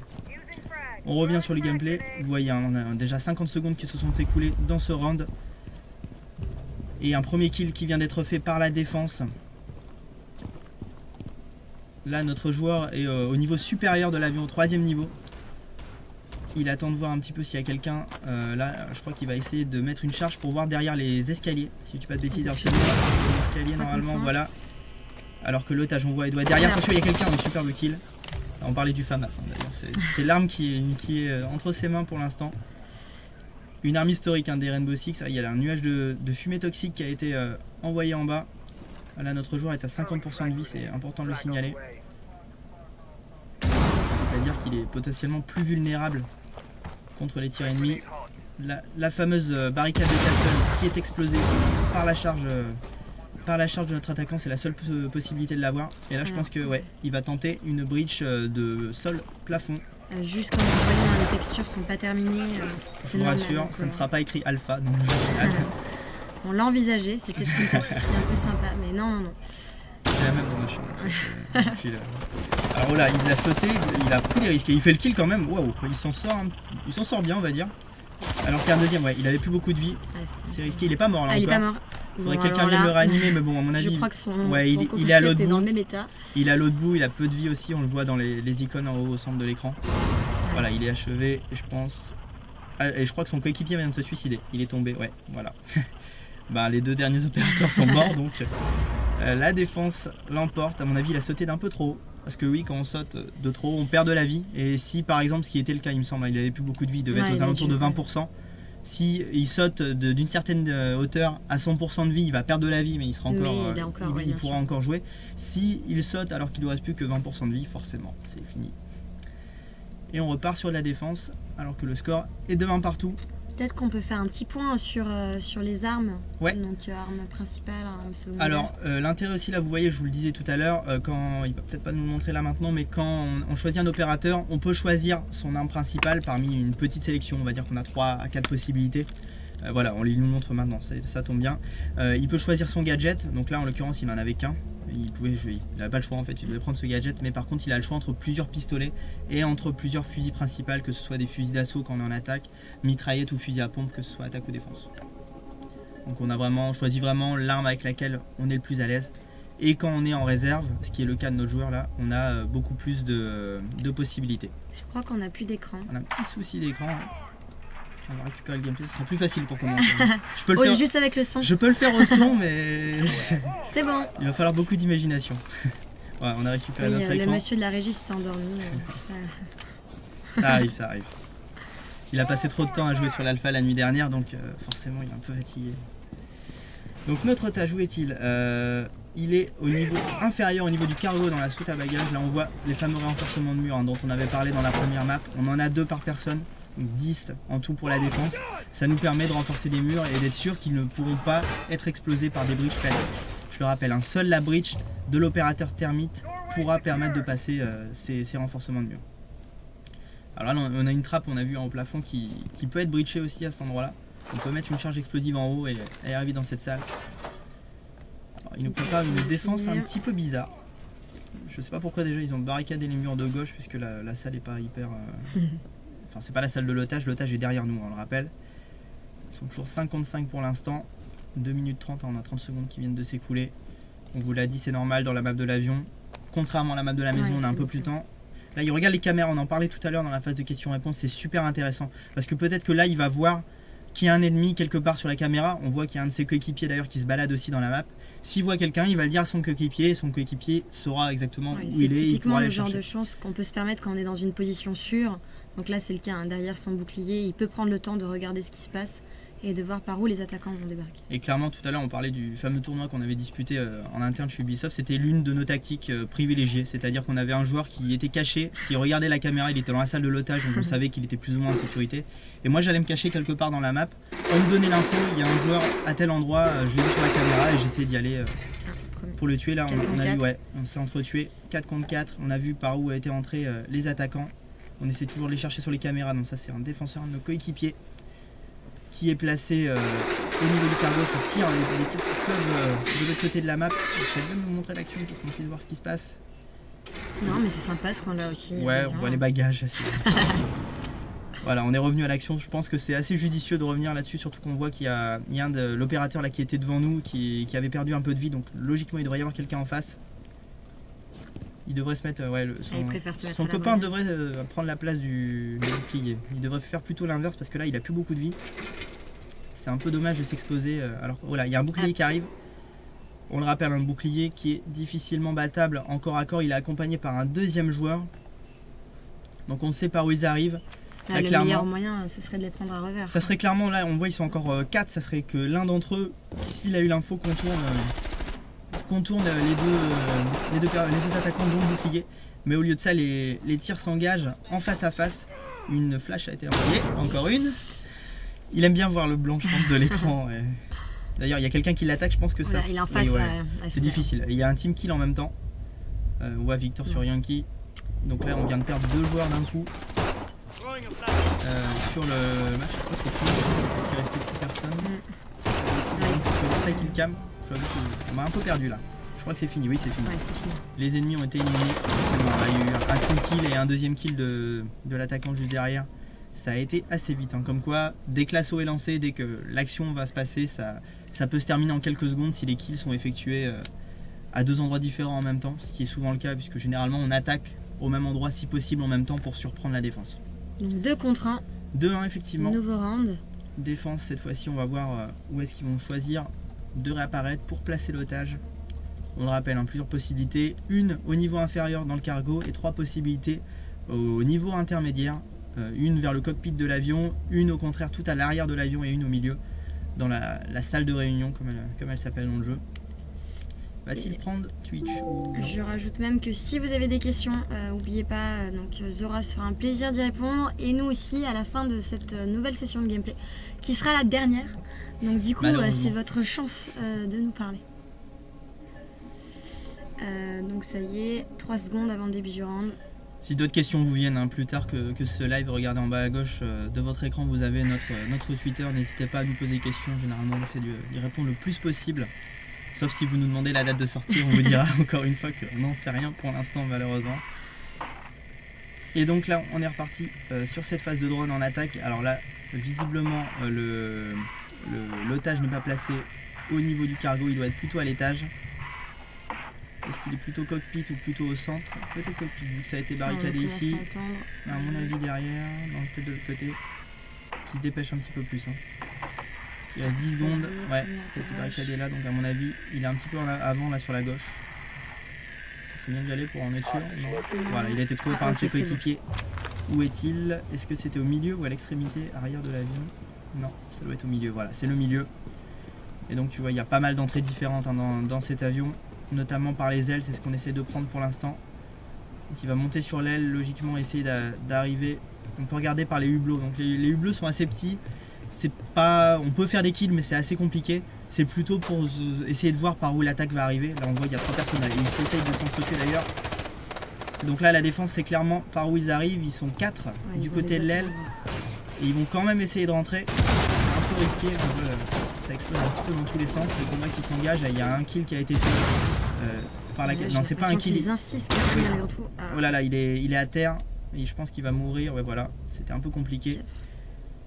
Ils vont quand même essayer de passer par là alors qu'il y a quelqu'un qui vient d'être tué ici. C'est un peu risqué. Oui, là, oula, il y a quelqu'un. Heureusement, le coéquipier qu'on voit a réussi à le protéger. Il y a un joueur quand même qui est à terre, hein, si je dis pas de bêtises. Il me semble mal en point, ou alors il a perdu quasiment toute sa vie. Très peu de vie. Ouais, c'est chaud. Ouais, assez étrange hein, cette stratégie, ils s'en sortent bien. Ils sont vraiment allés... Oh là, il y avait quelqu'un à droite qui ne l'avait pas vu. 3 contre 4, ils s'en sortent vraiment bien si tu veux mon avis. Ils sont vraiment allés en force. Et ils ont profité des erreurs de la défense parce que normalement ça doit pas passer ça. Hein, si on est bien en place, et il enchaîne les kills. Il est pas mort si tu vas de bêtises, il doit être à terre. Ouais, je pense qu'ils vont faire... Ouais, il va utiliser sa breach. Ouais. Ah, attends, l'équipe a... si je ne dis pas de bêtises. Je crois avoir vu ça, ouais voilà. Ouais, c'est ce qu'on avait dit, hein. Dès que l'otage est tué, évidemment la partie est terminée puisque l'objectif était de le sauver. Il faut faire très attention quand on arrive du côté de l'otage. Évidemment, ça peut être une stratégie de défense aussi, je me souviens que ça m'est arrivé de le faire, mes coéquipiers aussi. Quand on est en 1 contre 1, ou quand on est tout seul à la fin dans la salle de l'otage, on s'accroupit, on s'allonge carrément derrière l'otage. On essaie de tirer des balles des 2 côtés et forcer ainsi l'attaquant à tirer quand même. Et au final, c'est l'otage qui se fait shooter et on gagne. C'est pas très fair play, mais ça marche. C'est le principal. 2-2 du coup. On a un match à nouveau serré comme la première map. Et du coup, entre les 2 maps, tu penses que... Enfin, selon toi, c'est laquelle que tu préfères? Ça va dépendre des goûts des uns et des autres. Je t'avoue que moi j'ai énormément joué sur la map de la maison puisque le tournoi dont on parlait tout à l'heure avait lieu sur cette map. Mais elle a l'air plus petite du coup. Donc elle est plus petite et surtout je la connais quasiment par cœur donc forcément j'ai plus d'affinité avec elle. Par contre, c'est un appel hein, si vous voulez jouer contre Jérémy, je pense qu'il vous attend. Pas encore. Mais clairement, dans la map de l'avion, je l'ai bien aimé aussi parce qu'elle est hyper différente. Et vraiment, j'étais complètement dépaysé quand je suis arrivé dessus, malgré mes heures de jeu sur la map de la maison. Je suis arrivé sur l'avion, j'ai dû vraiment réapprendre complètement le gameplay parce que c'était plus pareil. Comme tu l'as dit, c'est plus en longueur. On a des possibilités de breach entre le troisième et le deuxième étage, etc. Oui, ça veut tout simplement dire que les possibilités de rejouabilité sont super importantes. Ouais, quoi. clairement. Déjà, on l'a vu, il essaye de tuer le drone. Je l'avais dit tout à l'heure, c'est pas spécialement une bonne idée. Là, on l'a vu, il l'a raté. Les possibilités de rejouabilité sont assez impressionnantes puisque là, on l'a dit à chaque fois, il y a 4 possibilités d'emplacement d'otages par map. Donc évidemment, il y aura plus que 2 maps dans le jeu final. On n'a pas encore le nombre exact, mais ça sera bien plus que ça. 4 emplacements d'otages par map. Et à chaque fois, la défense peut choisir une stratégie complètement différente. Soit on laisse tout le monde dans la salle de l'otage, on barricade, etc. Soit on en laisse une autre partie à l'extérieur. Et puis on peut changer d'opérateur à chaque fois. Exactement, donc on a vraiment, clairement dans ce qu'on a joué au niveau du tournoi, etc. J'ai rarement vu 2 fois la même game. Même si pour le coup, on adoptait souvent les mêmes stratégies. On était toujours surpris à un moment ou à un autre par l'adversaire. Parce qu'il commençait à déceler un point faible dans une stratégie qu'on répétait. Il décèle un point faible qu'on n'a pas remarqué nous, il nous attaque par là et on doit se réorganiser complètement, c'est un peu la panique, donc c'est aussi l'intérêt d'avoir toutes ces possibilités de réenforcement, d'explosion, etc. La map du début ne sera jamais la même que la map de la fin, en fonction du choix des joueurs. On est toujours au début de round, donc c'est un peu posé sur la première minute. Mais là ça va arriver si tu veux mon avis, on entend déjà quelques tirs qui pleuvent. Je crois que ça arrive là devant nous, sur la gauche, on a l'opérateur qui est à notre droite qui va commencer à courir. Il me semble qu'il y avait, oui, bon, il y a un trou dans la barricade, je pense qu'il y avait quelqu'un. On entend des fusils à pompe au loin, il y a un kill qui a été fait par la défense. Attention tout de même parce que l'opérateur qui était passé devant nous, oui, il y en a un deuxième qui s'est tué. 4 contre 4 maintenant. Peut-être que ça va attaquer simultanément des deux côtés, ce qui serait très intelligent de la part de l'attaque. On a vu, hein, ils ont très court barricadé la place de l'otage. Ils ont juste mis une pauvre barricade perdue au milieu de nulle part. Du coup, c'est. Ils étaient occupés à détruire les gens. Hein. Exactement. Faut m'écouter hein, quand je dis que c'est pas bien de se faire la chasse au loup. Donc sérieusement, là il a quand même une ouverture, il y a un de ses coéquipiers qui est à terre, il devrait le protéger, ouais c'est bien joué. Ah ça il l'a vu. Ouais il l'a vu, il fait un kill et pendant ce temps là l'autre est en train d'être réanimé, c'est bien joué. Par contre il devrait continuer à le couvrir parce que là ils sont deux, oui. Ah, il s'était un petit peu exposé. Il s'en sort bien, heureusement qu'il n'y avait pas un deuxième joueur derrière, sinon ça aurait pu être un double kill. Ah non ils avaient envoyé la smoke en fait, c'était bien joué. Le mec qui a réanimé son coéquipier a envoyé une smoke, une grenade poison pour empêcher les attaques de passer. Même s'ils auraient quand même pu envoyer des rafales de tir hein, pour essayer d'avoir les joueurs à travers la fumée. On a le kill qui vient d'être fait. On n'a plus beaucoup de vie, hein. Il n'a pas validé le kill d'ailleurs. On n'a pas le. À chaque fois qu'il y a un kill, on a le nombre de joueurs qui est affiché. Vous voyez 4 contre 2. Là le kill a été validé. Avant le joueur était juste à terre. Il reste très peu de temps. Et voilà le kill qui est fait dernier kill assez joli sur la petite décale au niveau de l'escalier. C'est même un pré-shot, hein. Il savait qu'il était là. Un pré-shot en fait il commence à tirer parce qu'il sait que l'ennemi est là, il va se montrer, il finit par se montrer, il passe à travers les balles et c'est fini. 3-2 et donc manche décisive encore une fois. Espérons pour eux qu'ils vont réussir à tuer le match quand ils en ont l'opportunité parce qu'on le rappelle si jamais ils venaient à perdre ce round, on passerait non plus à un match gagné en 4 points mais à un match gagné avec 2 points d'écart. Du coup le premier qui arriverait à 5. À 5 ouais en l'occurrence. Par où allons-nous réapparaître? Dès pour l'instant vous voyez plusieurs solutions. Au début on vote toujours soit un vote d'équipe soit on se met déjà d'accord dans le chat et on vote tous pour la même chose. Pour l'instant ils ont l'air assez indécis. C'est indécis là, c'est suspense. On part sur le côté avant de l'avion, alors en sachant qu'il y a une possibilité pour la défense de placer l'otage vers le cockpit de l'avion. Le cockpit est au niveau supérieur, mais on peut placer l'otage juste en dessous du cockpit au niveau intermédiaire. Et si ils ont fait ça sur ce round, l'action sera déjà très proche de l'entrée. Donc ça serait, on aurait un combat d'entrée plutôt que la minute d'attente qu'on a vu jusqu'ici. On va le voir tout de suite. Ouais, voilà, vu la vitesse à laquelle l'otage était repéré, je pense que j'ai eu une prédiction divine. Ouais, effectivement, l'otage est là. Donc on a plusieurs opérateurs de défense qui sont placés derrière. J'espère quand même qu'ils ne vont pas oser attaquer par là parce qu'il y a visiblement il hésite un peu mais le drone peut passer partout. Mais il y a un brouillard. On voit qu'il y a un brouillard juste à côté. Il était là d'ailleurs, le brouillard il était dans la salle, on l'a vu. S'il s'éloigne suffisamment, il peut quand même garder l'utilisation de le brouillard a été déplacé et là à mon avis il ne pourra plus rien faire. Et là on voit à sa droite il y avait des piquets des pics dans les murs. Ça indique que le mur a été renforcé. Donc on sait hein, quand on est en attaque qu'on ne peut pas breacher ce mur. Et ils sont en train de tous essayer d'entrer. Sauf sauf un qui fait un pique-nique visiblement. qui a décidé. Il prend une petite pause. Non, peut-être qu'il est en train de jouer son drone, c'est possible aussi, je ne sais pas. En tout cas là ils sont 3 devant l'entrée principale, c'est hyper risqué. Là. Ils sont en plus à la queue leu, la file indienne. Ouais, je ferais pareil. On pourrait très bien avoir une petite brochette comme il fait bien de changer de direction. Ouais. C'était un peu compliqué les 3 d'un côté. C'est même étonnant qu'il n'y ait pas eu de kill de l'autre côté, puisque clairement là s'il y avait eu des tirs à travers les barricades, à mon avis il y aurait eu obligatoirement un kill d'un côté ou d'un autre. Et pendant ce temps là, notre joueur essaye de contourner, alors quoi là, les kills commencent à arriver. On est en 4 contre 4 maintenant. Là la porte a été renversée. Il va falloir essayer de passer assez rapidement.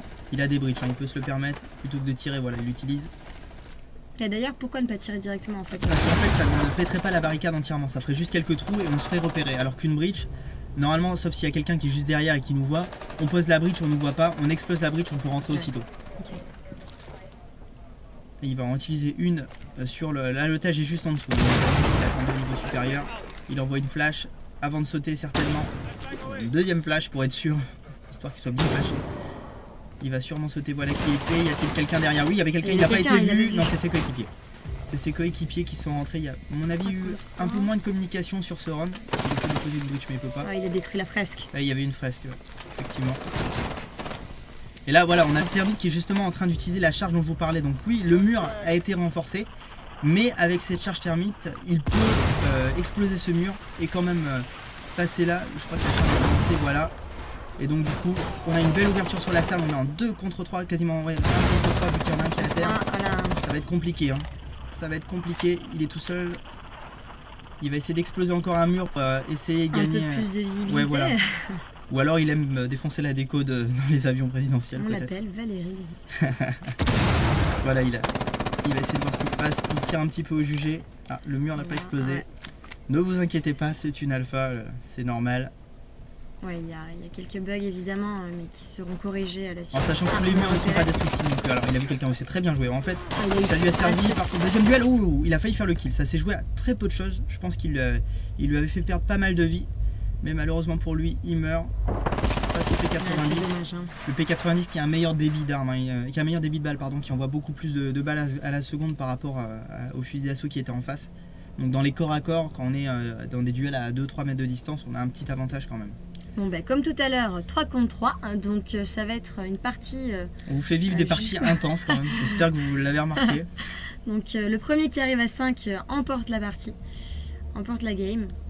Et on a choisi Pulse, l'opérateur avec le capteur cardiaque. Et on va voir où est-ce qu'ils vont choisir de réapparaître, visiblement c'est au milieu. On va certainement choisir de réapparaître au milieu. Avec donc ce fameux capteur Pulse, on le rappelle, hein, là on joue sur c'est une vidéo enregistrée avant l'alpha, donc on est sur l'ancienne version de l'opérateur Pulse qui a depuis été modifiée. Si vous jouez à l'alpha, vous ne verrez pas la même chose avec ce gadget que dans la vidéo qu'on vous montre à l'heure actuelle. N'hésitez pas encore une fois, hein, pour tous les joueurs qui ont accès à l'alpha, à nous faire le plus de retours possible pour qu'on puisse éventuellement faire des modifications dans le gameplay. C'est vraiment l'objectif de la fin. Voilà, c'est clairement l'objectif, comme tu le dis. On commence donc à renforcer. On a choisi le même endroit de défense que ce que l'équipe qui est maintenant en attaque avait fait précédemment. Donc si elle a choisi le spawn à l'avant de l'avion comme ce qu'on avait fait juste avant, on risque d'avoir un combat d'entrée comme ce qui avait été le cas. Il y a les drones qui s'en vont. Se baladent. Et là on fait c'est aussi intelligent de faire ça, un petit trou dans la barricade pour se donner un petit point de vue pour pouvoir être derrière. Et si jamais on voit que l'attaque choisit de monter par cet escalier, on sait tout de suite qu'ils sont là, on n'a plus qu'à tirer. Et donc là vous avez vu, il s'est permis de détruire le drone tout simplement parce qu'il s'était déjà barricadé, donc il avait le temps nécessaire pour le faire. L'inverse c'est un peu plus compliqué, on vous le déconseille maintenant. Chacun fait sa propre stratégie, ça peut être aussi une solution. Alors vous voyez Pulse qui est en train d'utiliser son capteur. Donc voilà, c'est effectivement ça qui a été changé dans l'alpha. On ne voit plus les petits cœurs des joueurs un peu partout, quelle que soit leur distance. On attend. Ah, une personne identifiée. 2. Ouais, 2 personnes qui sont en train de monter.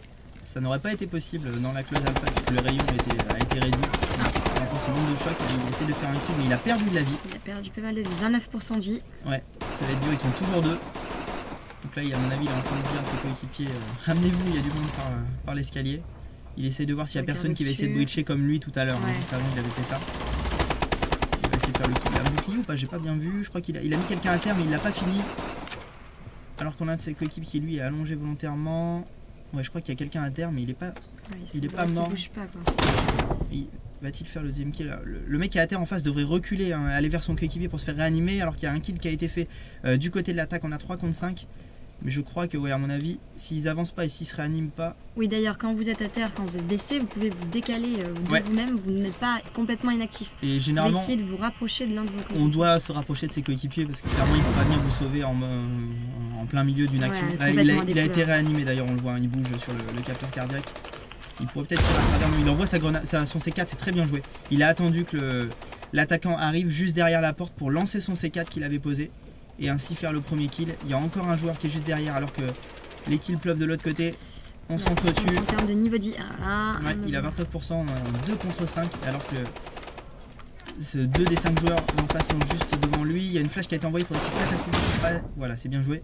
Pour pas être aveuglé, ça va rentrer. Oh, c'est le bouclier, donc ça il va a être bien un compliqué. bouclier, ouais, t'avais Ça va être raison. compliqué. 30% de vie face à un Non. bouclier. Il a fait le double kill. Il les a mis tous les deux à terre, je crois. Non. J'ai vu en haut à droite, si. Elle En haut à te- droite, les kills ont été affichés, donc il a mis tous les deux à terre. Il a tiré dans les jambes du bouclier, alors qu'il va peut-être faire un 3ème kill.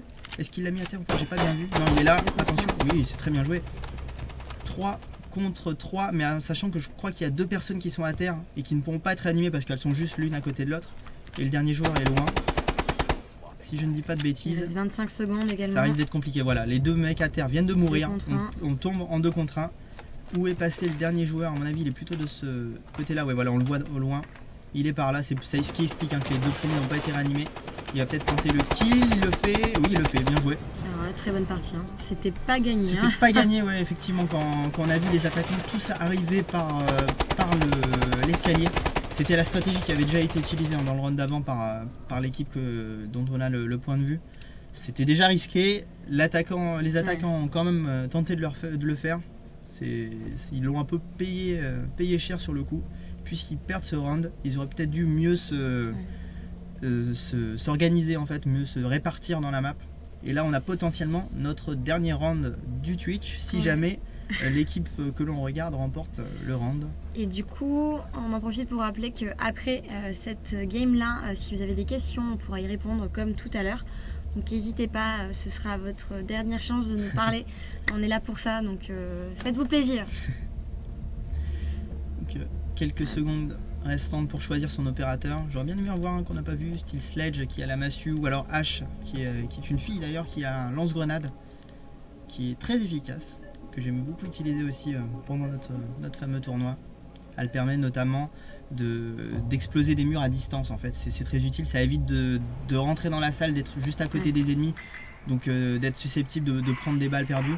Là on est vraiment loin, on envoie la grenade sur le mur, on active la grenade, le mur explose, donc ça permet vraiment d'avoir des points de vue de plus loin. Sledge, je le disais, nous permet lui d'avoir une Il y a massue. une massue, ouais. Et au contraire, là où le H nous permet de breacher des murs à distance, Sledge nous permet de breacher des murs à proximité.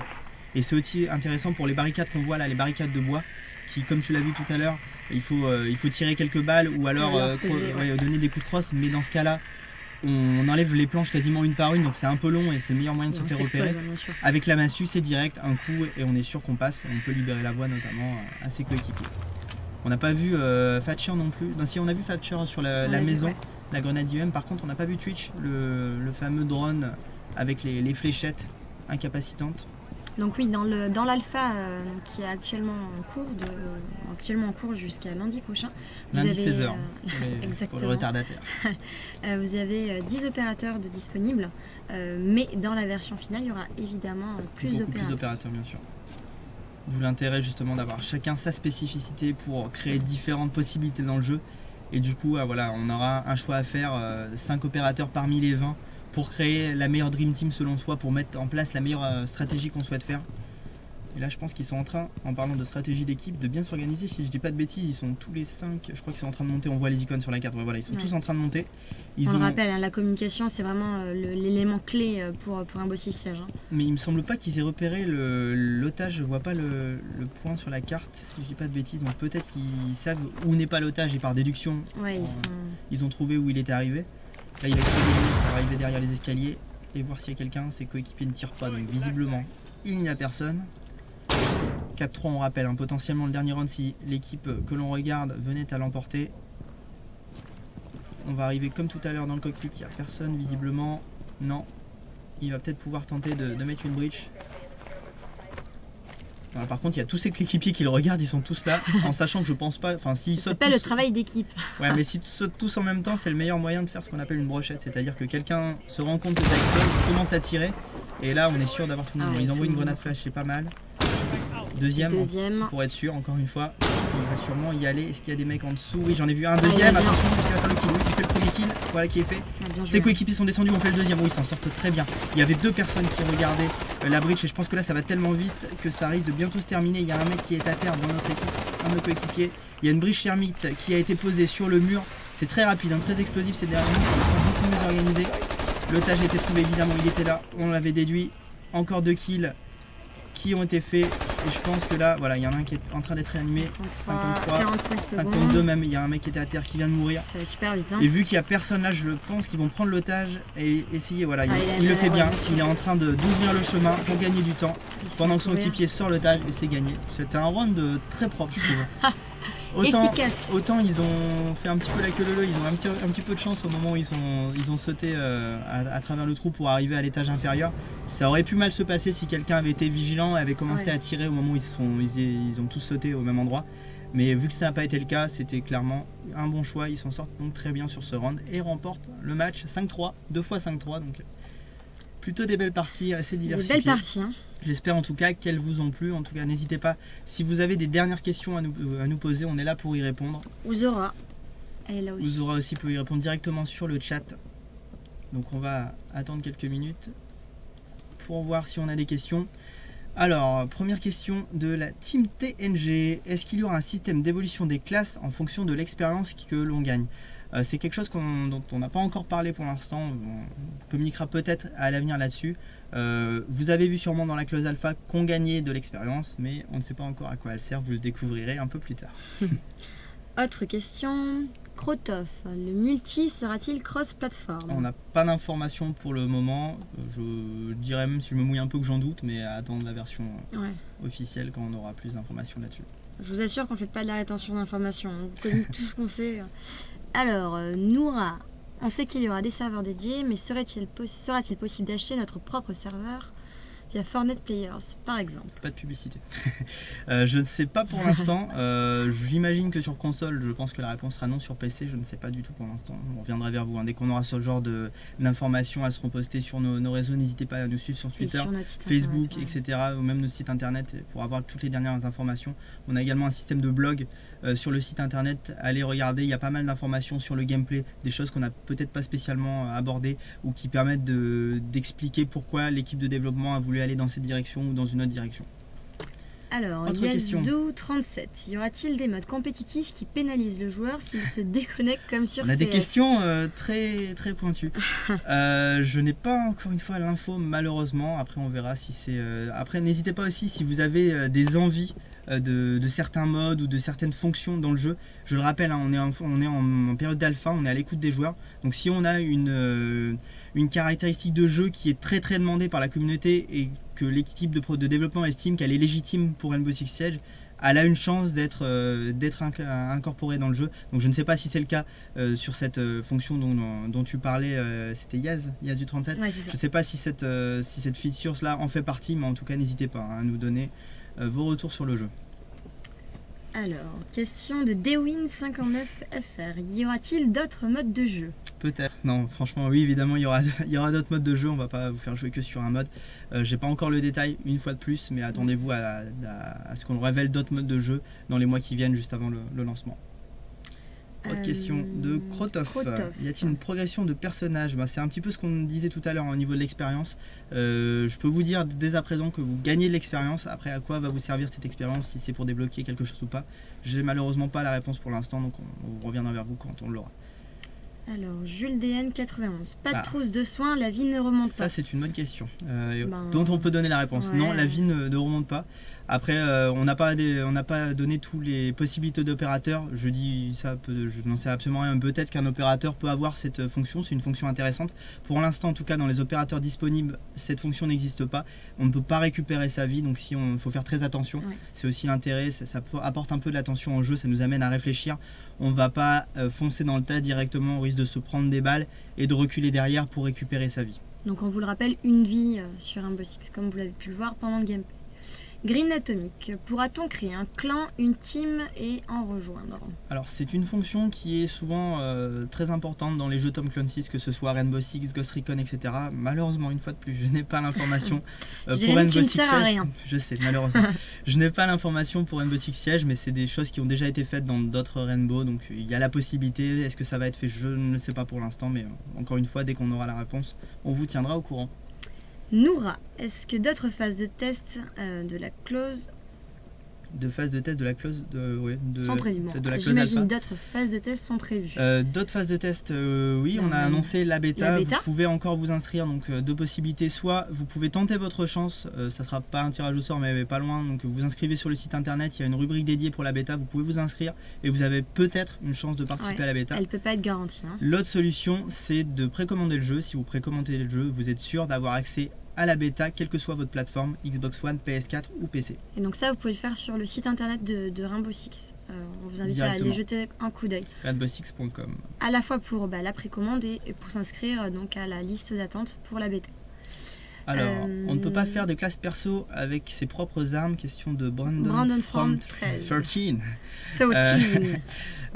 Oui et non. Il y a l'opérateur rookie, hein, le réserve dont on a vu tout à l'heure, qui lui a accès à quasiment toutes les armes d'attaque, toutes les armes de défense. Donc tu peux plus ou moins choisir l'arme qui te plaît le plus, que ce soit ton arme principale, ton arme secondaire ou ton gadget. Donc cette classe rookie te permet de le faire, mais tu n'auras pas l'habilité spécifique à chaque opérateur, comme thermite, hache, etc. Ce qu'on a vu dans la phase de gameplay. Ouais, qui sont super intéressants à jouer. Mais dans une team, ça peut être pas mal, effectivement, c'est ce que je disais tout à l'heure, nous on faisait ça quand on a fait le tournoi interne.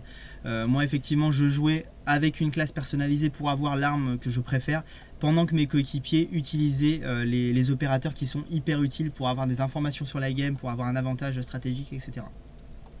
Alors, avant-dernière question. Nirea68, les caméras de surveillance sont toujours placées au même endroit ou aléatoirement, ou j'ai pas suivi, elles sont placées par la défense? Bonne question. Très bonne question. Les caméras sont toujours au même endroit, donc ce qui est bien aussi pour l'attaque. N'hésitez pas, notamment, je prends l'exemple de la map de la maison, il y a 2 caméras à l'extérieur. Généralement, même quand on ne joue pas en team sur la clause alpha, ce que je fais, la première chose quand je spawn, je vais péter une de ces caméras qui permet de donner une vue d'ensemble sur la maison et qui donc donne énormément d'informations à la défense. Une fois qu'on a qu'à les péter, on sait que ça ne sera plus possible. Mais non, les caméras sont bien toujours au même endroit. Donc du coup, dès que tu les as repérées, l'objectif c'est vraiment de les détruire. C'est un avantage certain et un désavantage pour la défense. Dernière question, qui est apparemment posée par plusieurs personnes. L'e-sport est-il possible sur ce jeu? Alors, en tant qu'ancien joueur e-sport. En tant qu'ancien joueur d'e-sport, j'aimerais bien, malheureusement c'est pas à moi de le dire, ça sera à vous de le décider si après les phases de test et quand le jeu sera sorti, vous pensez que le jeu est possible, que l'e-sport est possible sur ce jeu. On compte sur vous pour nous le montrer et mettre en place le plus de choses possible. En tout cas, en tant que joueur, en tant qu'ancien joueur d'e-sport, ça serait évidemment un désir à ce niveau sur Rainbow Six Siege. Je pense qu'on a fini sur les questions.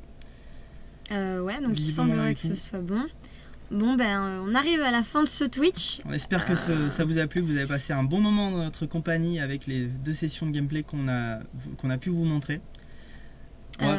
N'hésitez pas donc, pour rappel, Rainbow Six sortira à l'automne 2015, donc à la fin de l'année sur Xbox One, PS4 et PC. Vous pouvez le précommander dès maintenant et avoir un accès garanti à la bêta qu'on a annoncé tout à l'heure. Vous êtes sûr, si vous précommandez le jeu, de pouvoir tester cette bêta quand elle sortira. On ne sait pas encore quand, mais on vous le dira. Et vous pouvez bien entendu rejoindre nos canaux sur les réseaux sociaux, que ce soit sur Twitter, @rainbow6fr, ou sur Facebook, vous tapez juste Rainbow Six. Ouais. Et Si vous avez des questions auxquelles on n'a pas répondu pendant ce Twitch, n'hésitez pas sur Twitter, on sera là pour y répondre. Quand est-ce qu'on se revoit sur Twitch? Alors déjà juste pour information évidemment, donc si ça vous a plu, sachez qu'il y aura d'autres Twitch sur Rainbow Six. On espère que vous reviendrez nous voir. N'hésitez pas à réagir sur les réseaux sociaux, nous dire ce qui vous a plu, ce qui vous a moins plu, ce qu'on peut améliorer. Comment on peut pour ce Twitch. s'améliorer. On vous rappelle que c'était notre premier Twitch, c'est un peu l'instant et mouvement. On est des petits novices, donc n'hésitez pas si vous avez des envies pour les prochains Twitch, communiquez-les sur les réseaux sociaux et on essaiera d'écouter un maximum de vos suggestions. Et du coup, concernant Ubisoft, on vous donne rendez-vous le 20 avril pour un nouveau Twitch sur Assassin's Creed Chronicles China. Donc on espère que vous reviendrez nous voir. Voilà, je pense qu'on a tout dit. Merci Camille, merci à vous de nous avoir suivis et donc à la prochaine. Merci à Zora et Clément également. Oui, ils sont derrière, c'est important. De rien. On les entend peut-être. Au revoir, Merci à la prochaine. à vous, à la prochaine. Salut. Ciao.